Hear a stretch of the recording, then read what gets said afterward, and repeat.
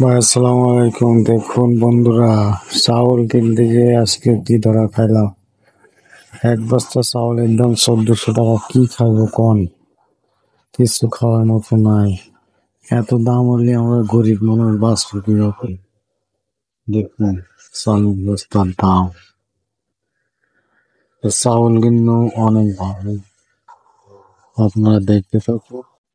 তো কি কি কিনছি আমরা? তবে টমেটো কিনছি, পটল কিনছি।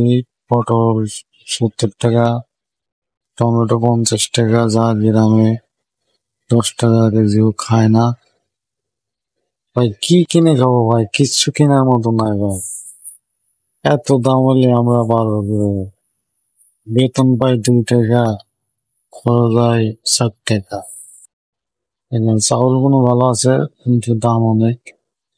এই চাউল আগে ছিল 800 টাকা, 900 টাকা, 1200 টাকা। সেখান থেকে উঠতে উঠতে এখন 1400 টাকা উঠে গেছে, বুঝছো? কিচ্ছু খাওয়ার মতো নাই আর।